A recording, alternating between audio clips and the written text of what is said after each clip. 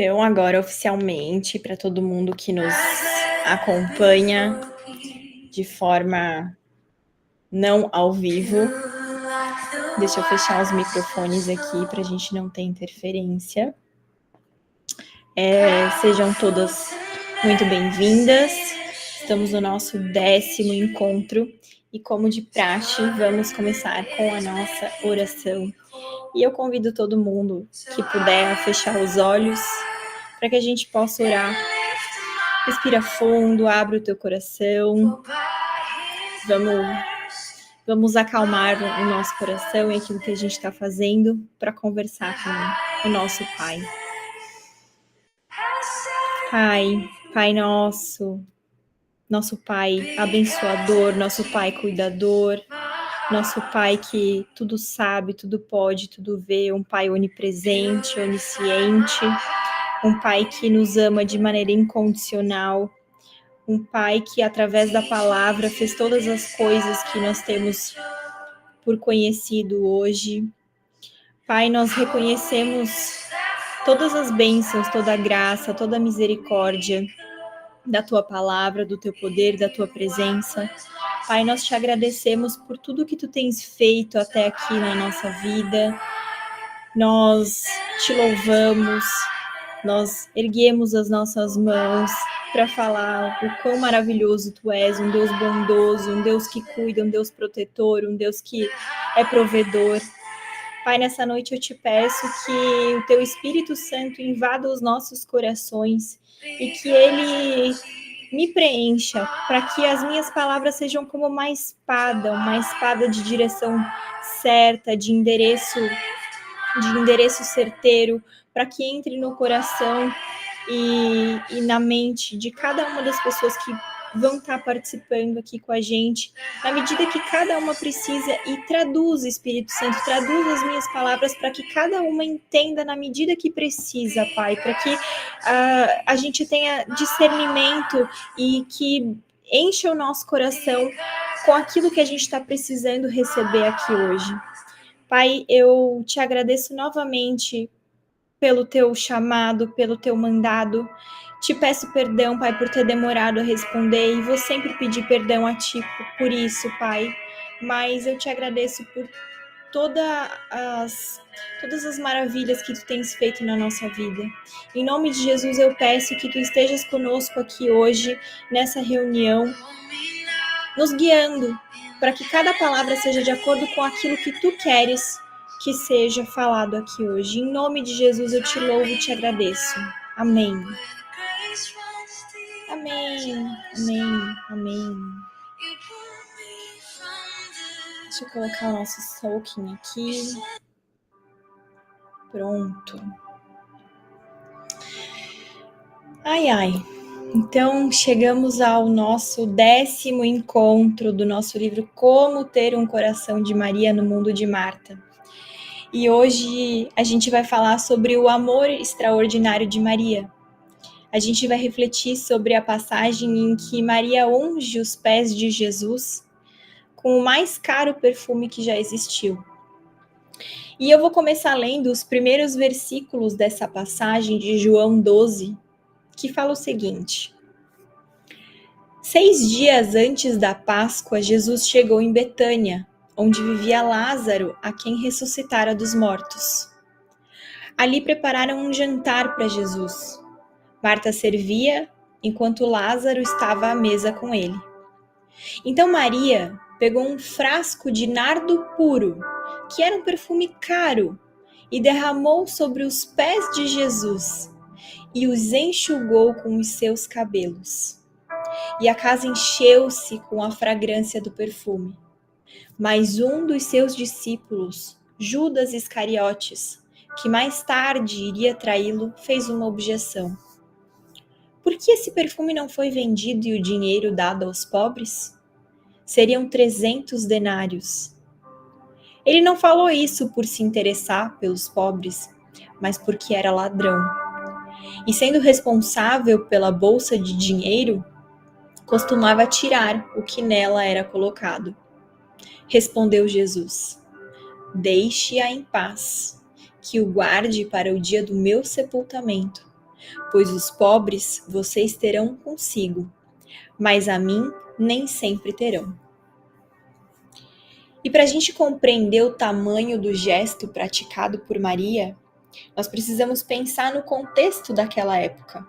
Nós já conhecemos Maria, sabemos do seu coração puro e da sua escolha pela boa parte, da sua devoção, da sua adoração e o seu amor por Jesus. Mas nessa passagem, Maria demonstra entregar-se inteiramente, não deixando nada de si.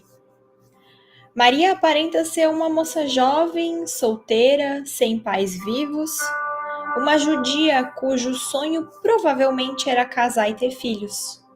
E pode até parecer que os sonhos de muitas jovens ainda sejam esses, mas naquela época ia além de um mero desejo. Era o que lhe era permitido viver. Casar e ter filhos era essencial. Não ter filhos, além de uma aberração, era algo digno de ser visto como fruto do pecado. Mas não se casar não era apenas falta de sorte, era o ápice da vergonha.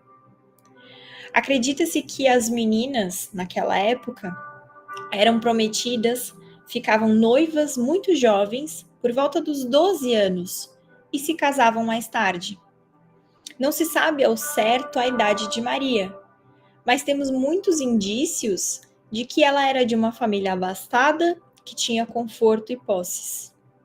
E entendendo esse contexto, nós vamos além. E relembramos que também à época, para se casar era preciso entregar um dote ao noivo. A Bíblia nos diz que o valor do frasco de perfume equivalia a 1 ano de salário. E a Joana, autora do livro, dá a entender que essa moça jovem só poderia ter esse dinheiro sendo fruto do seu próprio dote. E eu me questiono, abriríamos nós mão da chance do casamento para ungir os pés do Senhor sem nenhuma garantia de que Ele era o Senhor, apenas pela fé e pelo amor? Existem diversas palavras em grego para amor, e nós já falamos aqui sobre o amor ágape, mas há um outro tipo de amor apontado e traduzido nas nossas Bíblias simplesmente como amor, que se chama filho. E filho define o amor que existe entre amigos, que é um amor afetuoso, mas condicional. Eu cuido de você porque você cuida de mim. Sem Deus, esse será o único amor que nós conheceremos. Um amor egoísta que não pode ser dado se não for recebido ou retribuído. Ao contrário do amor ágape, incondicional, dado por mera liberalidade, que não se baseia em desempenho ou retribuição, um amor que se dá mesmo quando se é rejeitado.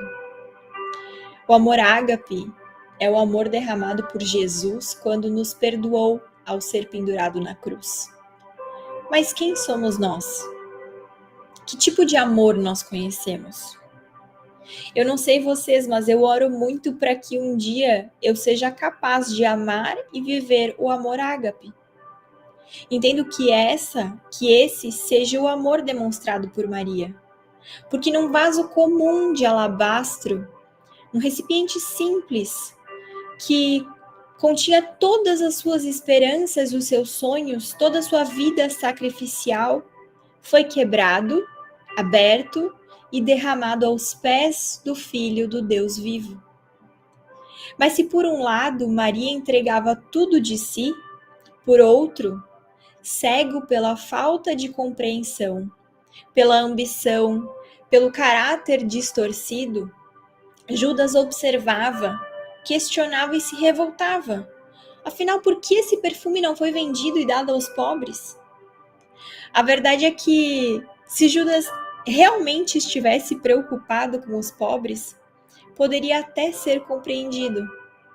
Mas aquele ladrão, que em pouco tempo seria descoberto, estava apenas atrás de tudo aquilo que pudesse ganhar.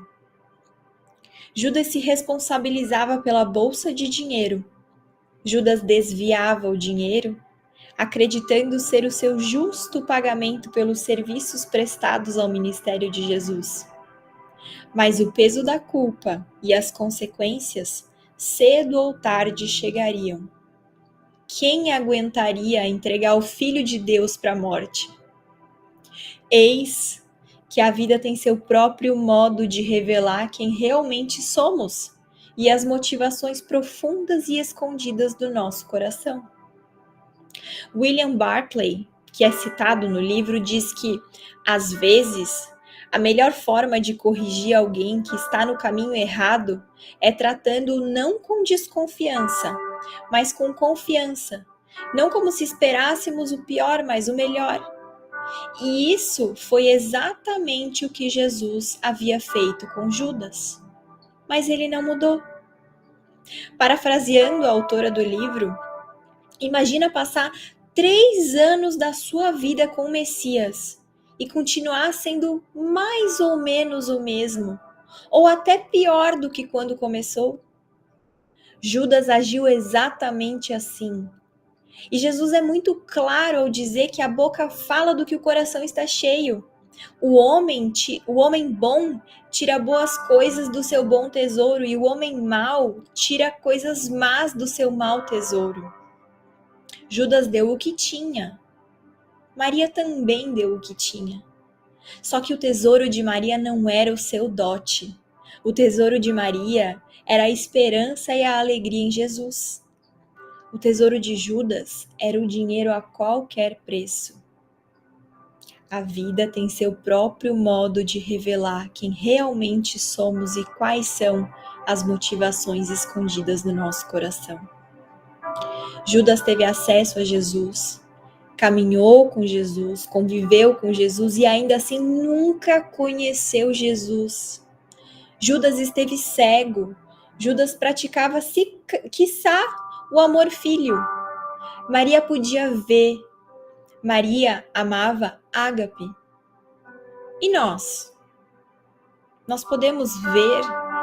Ou nós ainda estamos cegas, andando num amor egoísta que se decepciona com facilidade quando as nossas expectativas não são atendidas? Nós saímos pelo mundo, construímos muros para proteger o nosso coração e evitar mais dor. Consumimos a nossa própria energia em garantir que não ocorram mágoas futuras.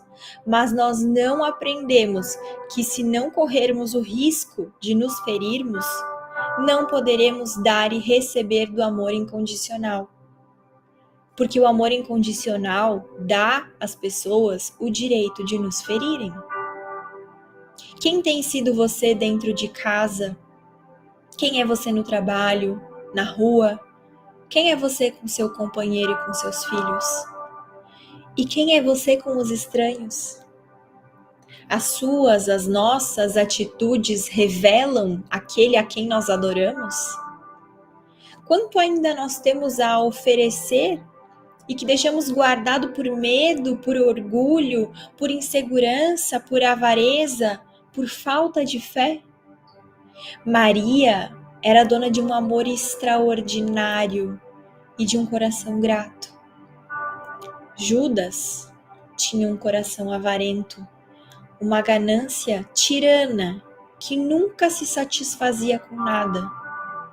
Judas não entendia que o segredo da felicidade não estava em conseguir o que você quer, mas em querer aquilo que você já tem.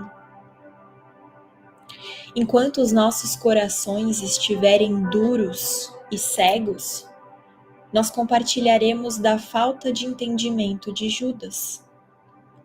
E todas as vezes que os nossos interesses entrarem em conflito com os interesses de Deus, nós seremos tentados a vender Jesus, em vez de ungirmos os seus pés. Porque onde estiver o teu tesouro, ali também estará o teu coração. Qual é o teu tesouro? Seremos nós como as pessoas ingratas relatadas por Paulo lá em Romanos, como aqueles que, tendo conhecido Jesus, não o glorificaram como Deus, nem lhe deram graças? As águas da fonte da vida e o amor de Deus não se sustentam se forem retidos. Deus nos deu amor para transbordarmos.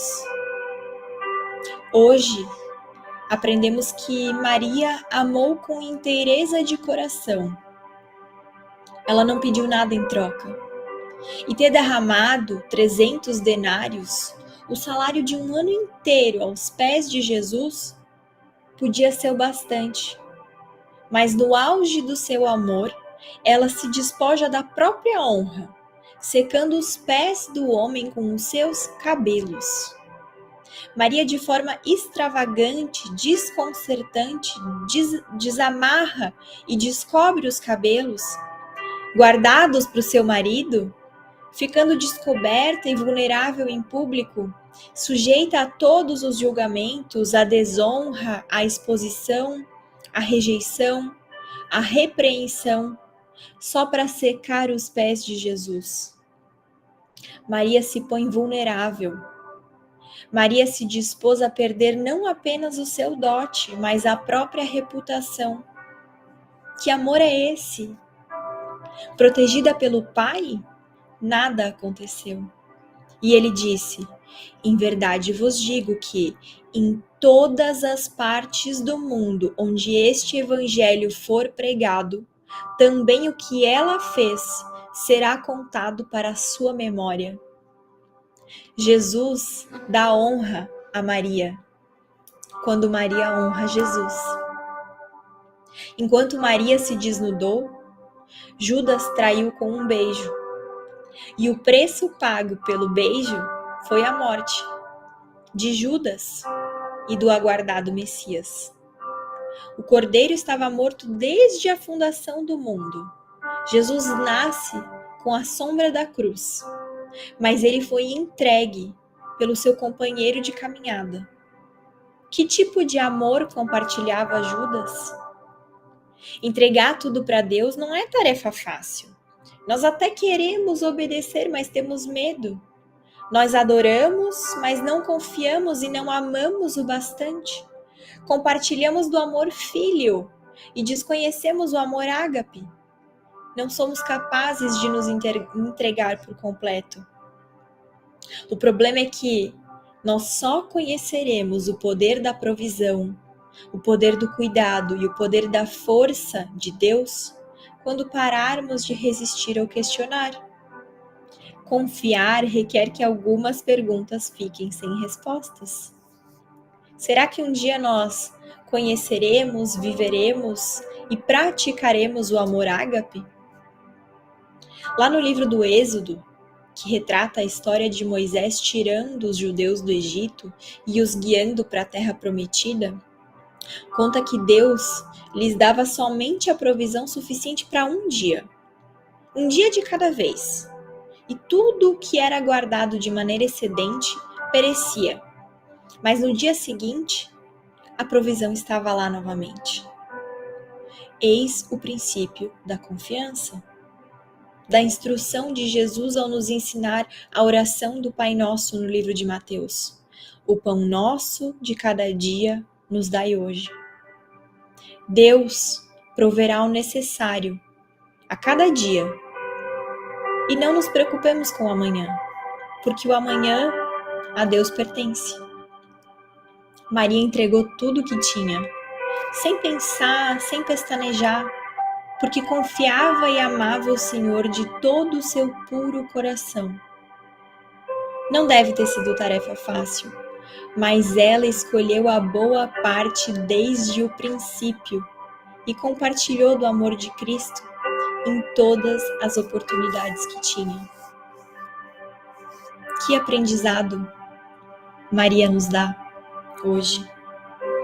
Aprender a viver na presença, a entregar tudo para Deus, a nos jogar aos pés de Jesus, não só os nossos problemas, mas tudo aquilo que nós temos. Quão poderoso é Deus, é o Senhor que nos protege dessa exposição, dessa vulnerabilidade, quando a gente se entrega de verdade.